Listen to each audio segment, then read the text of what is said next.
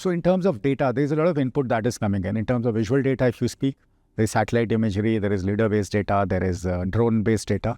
All of it is getting better. I mean, the visual quality is also improving, the accuracy is improving, the granularity is there. So we are being able to feed. So the input quality is unmatched compared to any time in human history, and every year probably it gets better from here.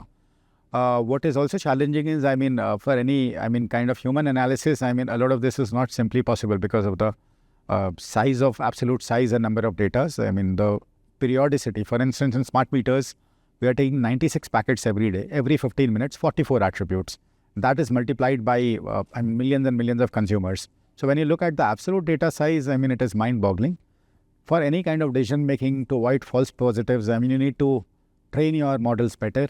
So, with application of AI, otherwise if the data analysis is done even, programmatically, and it is drawing a lot of false positives, that is not going to give the desired results, and people will give up on technology as a result.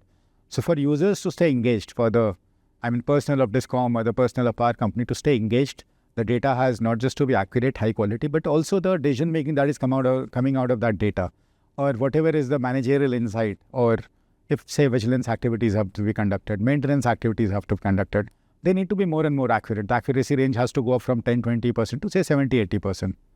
That happens either by heuristics, when you do it yourself again and again, but that is impossible to transfer from one person to another. So, AI is the right tool. If you are able to train your models better and better, the accuracy improves. More and more if-then events are reduced, and you are getting more accurate events happening, and you are able to decide on them.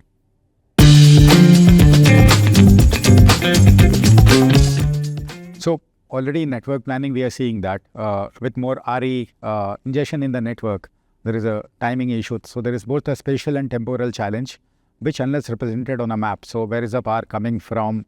What timings is the power coming from? What will be the alternate feed? So there is a feeder which is getting fed by RE in the daytime.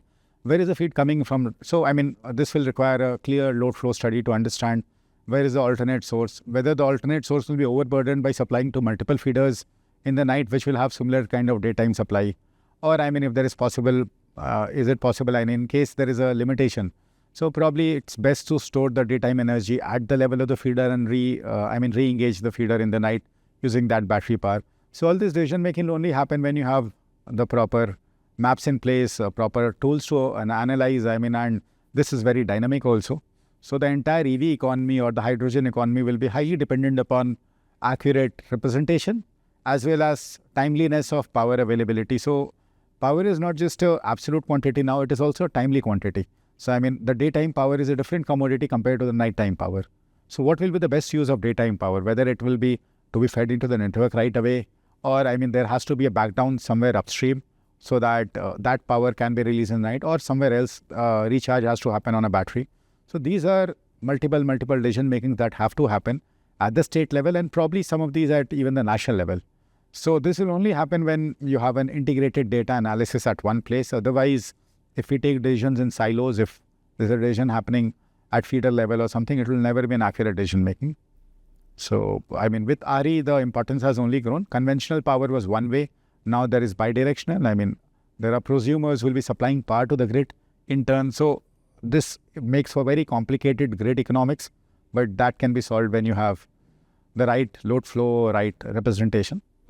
It only gets more essential from here.